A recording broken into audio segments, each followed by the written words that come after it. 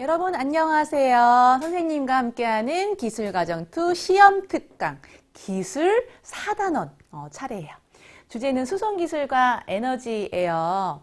우리 친구들 이제 시험 볼 시간이 다가왔는데 기술교과 좀 공부하기가 좀 어렵고 까다롭죠.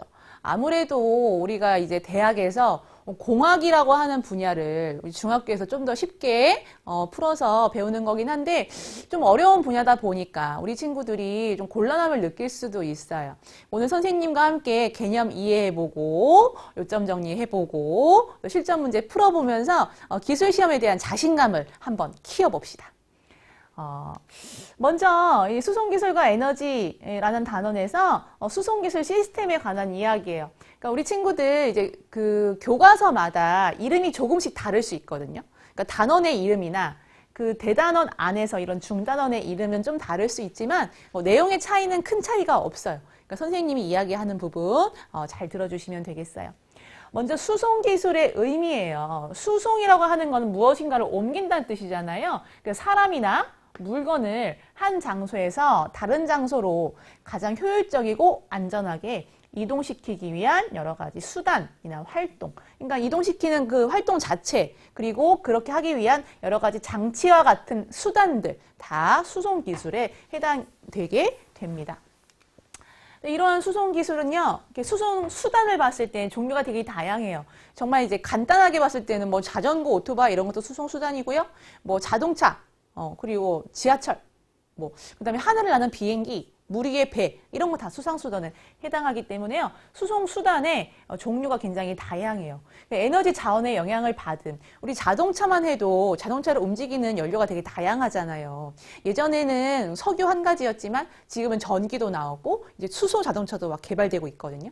그래서 에너지 자원의 영향을 많이 받게 되고요. 수송 규칙이 중요함. 우리 이제 자동차만 해도 굉장히 엄격한 신호 체계와 법 체계가 있잖아요. 비행기도 마찬가지고. 왜냐하면은 수송 우리가 효율적으로 하려다 보면은 좀 속도가 빠르기 마련인데 이런 규칙이 미비하면은 안전적인 문제가 발생할 수 있거든요. 그래서 여러 수송 규칙도 중요하고요. 수송 공간과 지원 시설이 필요해요. 수송 수단을 우리가 자동차를 세워놓을 주차장도 필요할 거고, 그죠? 기름 넣는 주유소도 필요하고요. 배도 마찬가지고, 비행기도 공항도 필요하고, 이런 여러 가지 지원 시설도 필요하다는 이런 특징을 가지고 있습니다. 다음은 수송기술 시스템에 관한 이야기예요. 수송기술 시스템이라고 하는 것은요, 이 수송을 하기 위해 필요한 구성 요소를 좀 체계화한 것인데요. 시스템의 구성 요소는 투입, 과정, 산출, 이렇게 구성이 돼요. 그래서 이 투입은 이게 수송 수단이라거나 수송을 하기 위한 연료라거나 여러 가지 수송을 위해 필요한 자원들을 준비하는 그런 시기가 되겠고요. 과정은 승하차, 적재, 쌓아두기, 보관, 즉 수송이 직접적으로 이루어지는 단계를 이야기해요. 산출은 수송이 완료됐을 때 이야기하는데요. 되먹이면 뭘까요? 되먹임이라고 하는 것은 우리 영어로 얘기하면은 피드백이라고 할 수 있겠죠.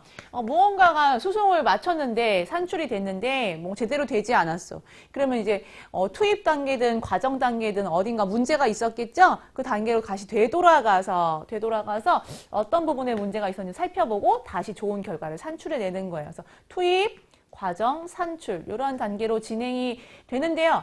이 시스템은요 사실 수송 기술에만 해당하는 건 아니에요. 어떤 영역이든 기술의 영역은 저 투입 과정 산출이라는 시스템으로 기본적으로 구성이 되는데요. 이제 여기서 중요한 점은 수송 기술에서의 투입이 어떤 것들을 이야기하는지, 과정은 무엇이고 산출은 무엇을 이야기하는지 이걸 구분할 수 있는 것이 중요 포인트라고 하실 수 있겠습니다. 다음은 수송기술의 발달 과정이에요. 이 부분이 이제 친구들 머리가 아프죠. 일단 좀 장소에 따라서 이제 구분을 하시고 시작을 하시는 게 좋죠. 그래서 육상, 그 다음 해상, 그 다음에 우주항공 이렇게 크게 세 가지로 나눌 수 있어요. 육상은요 정말 처음에는 사람의 힘을 이용해서 무언가를 옮겼다가 그 다음 수레바퀴가 이제 발명이 됐어요. 그 다음에 증기기관이라는 것이 발명이 됐는데 증기기관 선생님 수업을 이제 들으신 친구들은 잘 아실 텐데 못 들으신 친구들은 잘 이제 모르실 수도 있어요. 우리가 증기기관이라고 하는 것은요 많이 사회 시간에도 많이 들었을 거예요. 18세기 영국에서 무슨 혁명? 산업혁명이라는 게 있었다라고 배웠죠. 이 산업혁명이라고 하는 것의 의미는 산업, 뭔가를 생산하는 일에 굉장히 큰 변화가 있었다는 거거든요. 이게 무슨 말이냐면은 그전에는 어떤 물건을 만들려면 다 일일이 사람이 손으로 만들었어요. 수작업을 했었어야 되는데 증기기관이라는 게 발명되면서부터 이것을 이용해서 우리가 그 다음은 스스로 움직이는 기계를 이용해서 물건을 생산해내기 시작했거든요.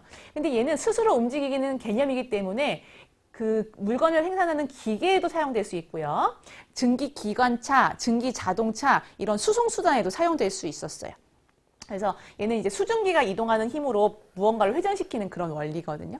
증기기관을 이용한 수송이 발달했고요. 그 다음에 오늘날 우리가 사용하는 자동차와 같은 지금 자동차 엔진이 자동차 안에 들어있죠. 그런 걸 우리가 내연기관이라고 해요. 내연기관 발달했고 그 다음에 이제 전기를 이용한 여러 가지 수단들 이렇게 발달을 하고 있었어요.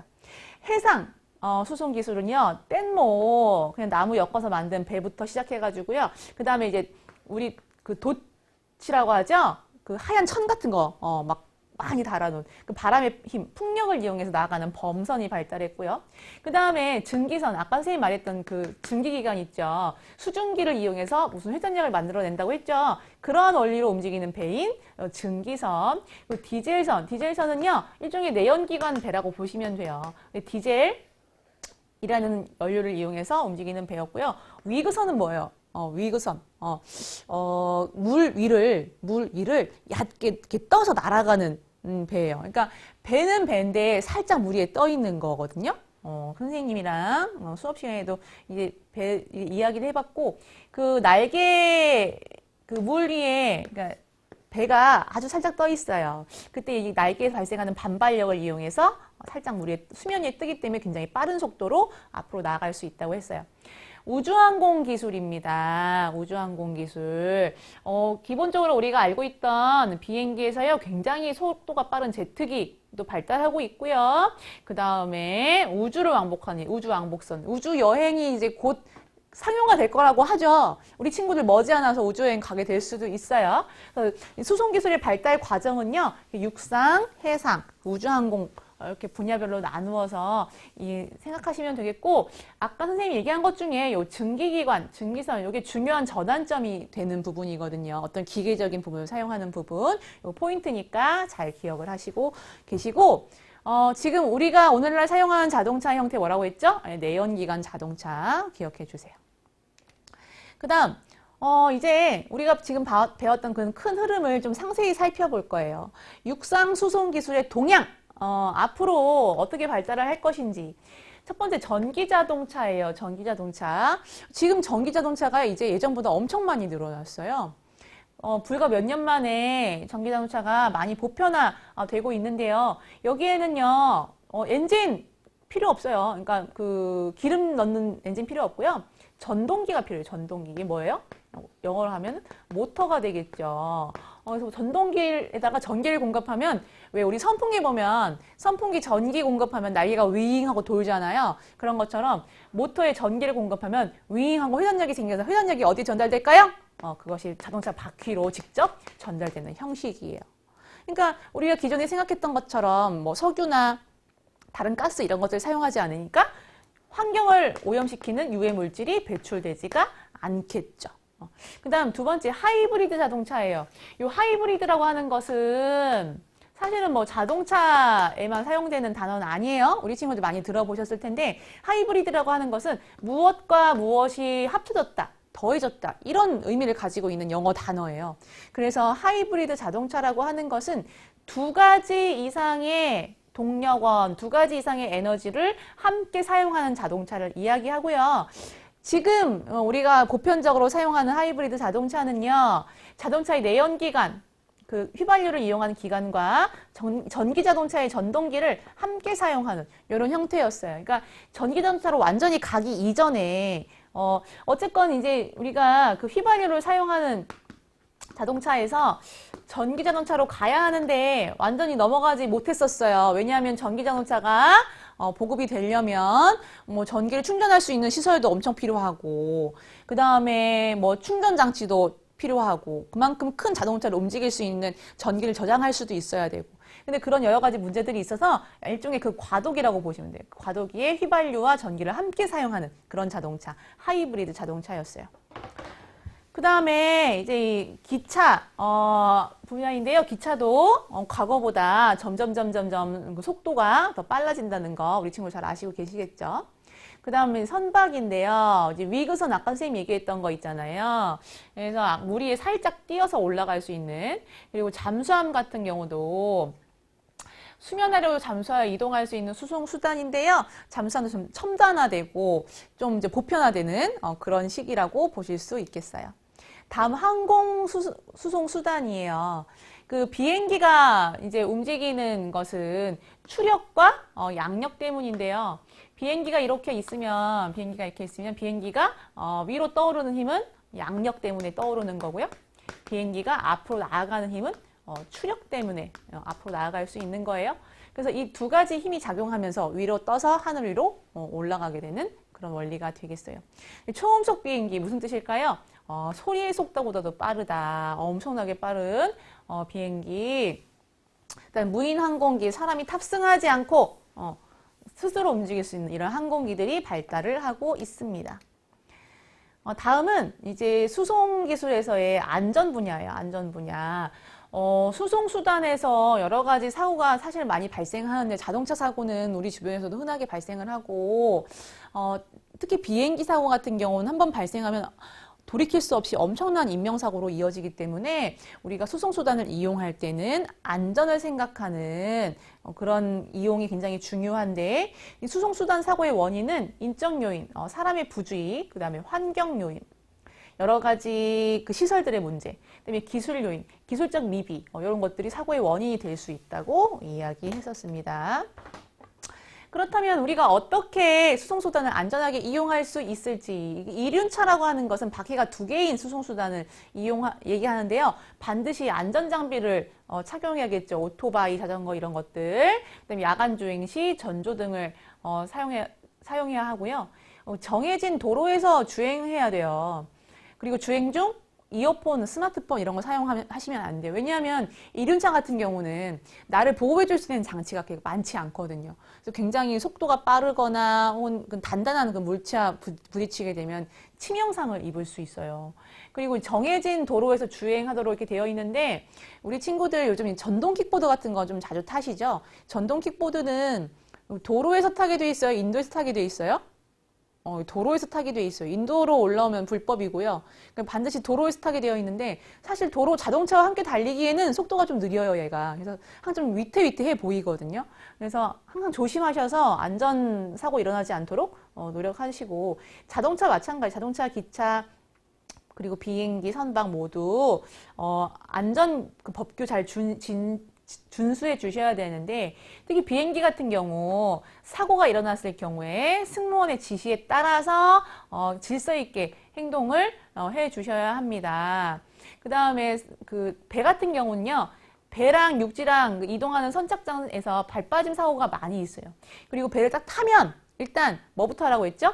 비상구의 위치, 그 다음에 구명조끼와 같은 나를 구해줄 수 있는 물품들의 위치가 어딘지를 사전에 파악하시는 거예요. 그러니까 사고가 일어날 확률은 많지 않지만 정말 사고가 한번 일어났을 때 내가 어떻게 대처하느냐에 따라 달라지는 거잖아요. 그죠?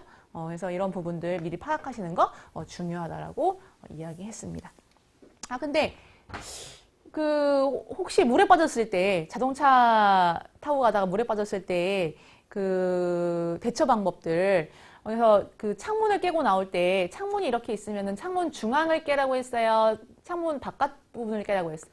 예, 이 사이드 부분이 상대적으로 약해요. 중앙 부분은 굉장히 강하기 때문에 사이드 부분을 깨서 탈출할 수 있도록 하는 것도 잊지 마십시오. 그 다음 신재생 에너지와 관련된 부분이에요. 그러니까 지금까지는 수송 기술에 관련된 얘기였잖아요. 근데 수송 기술은 에너지와 굉장히 관련이 깊어요. 그래서 신재생 에너지 어떤 것들이 있는지 선생님이랑 함께 이야기해 볼 건데요. 일단 이제 신재생 에너지가 왜 등장을 하게 됐고 왜 중요하다고 우리가 얘기하고 있는가? 오늘날 에너지 이용의 문제점이 무엇인가? 첫 번째, 에너지 수요량이 점점 증가하고 있어.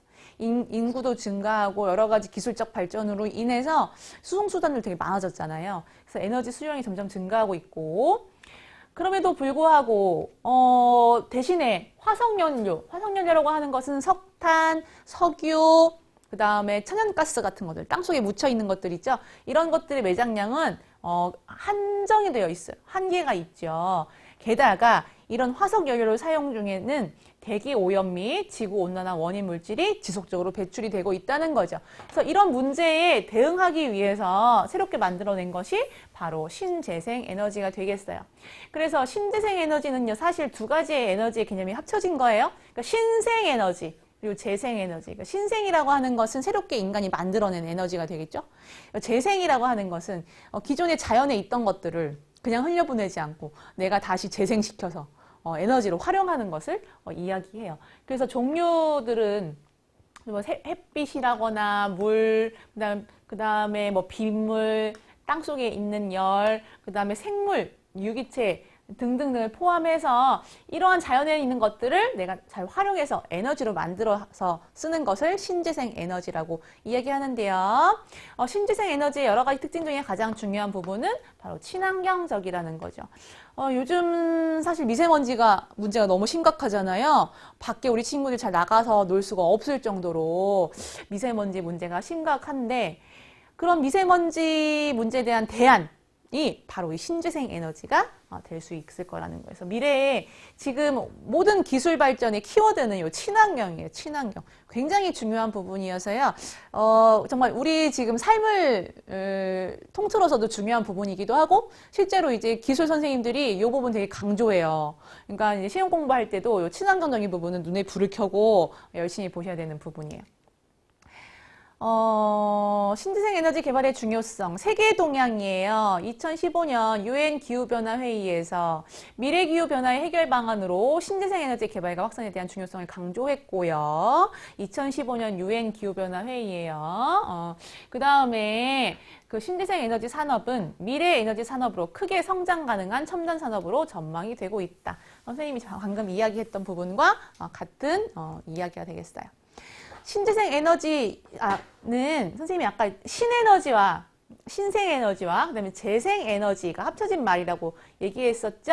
그래서 먼저 그 중에서 신생에너지, 즉 신에너지에 대해서 먼저 이야기를 해볼 거예요. 신에너지의 종류는 그러니까 그 기존에 사용했던 에너지가 아니라 새롭게 만들어낸 것이라고 했잖아요. 그래서 석탄은 고체잖아요, 친구들, 그죠? 근데 고체를요, 액체로 만들거나요, 가스로 만들어요. 근데 너무 신기한 게요, 액체나 가스로 만들면요, 이 석탄이 효율도 굉장히 좋아지고요.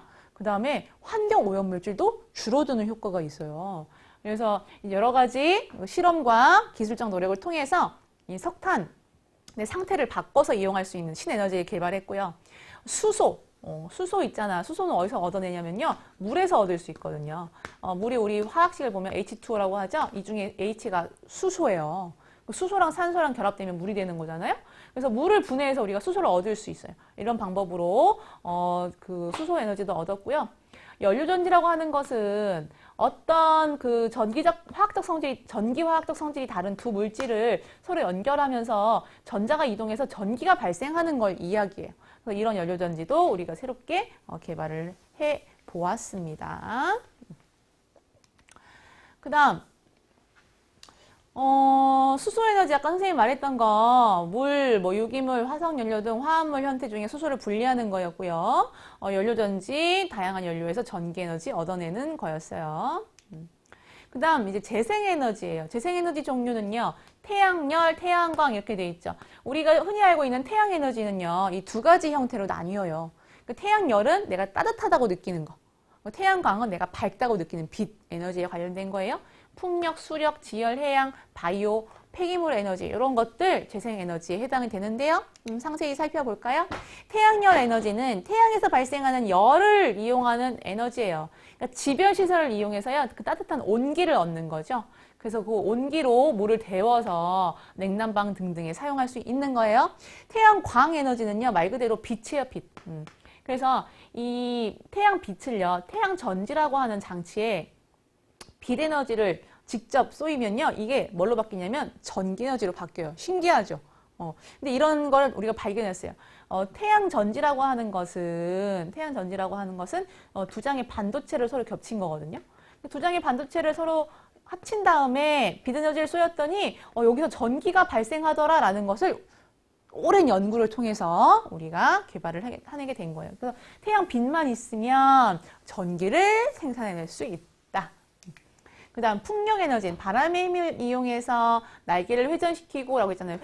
이 회전이 되게 중요한 건데요. 전기가 발생하려면 반드시 회전력이 필요해요. 아까 이제 태양전지 이런 거 빼고 일반적으로는. 그래서 회전력을 바람의 힘에서 얻으면 무슨 발전이 될까요? 풍력 발전이 되는 거고, 물의 힘에서 회전하는 힘을 얻으면은 수력 발전이 되는 거고요.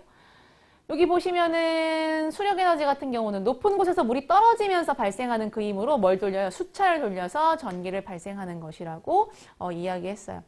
지열 에너지는요, 땅에 있는 열을 이용하는 거예요. 땅속 깊은 곳에 있는 그 열로 물을 데워요. 물을 끓여서 그 끓인 물이 증기가 되겠죠? 그럼 증기가 되면 굉장히 빠른 속도로 이동을 하거든요. 그 이동하는 힘으로 터빈을 돌려서 전기를 생산하는 거예요. 그러니까 모두 뭔가 회전시키는 건데, 회전시키는 힘이 무엇이냐에 따라서 에너지 종류가, 그리고 전기 발전의 종류가 다르게 되는 거예요.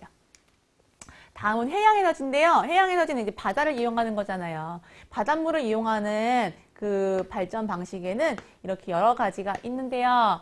조력 발전, 이거 뭐냐면 밀물과 썰물 아시죠?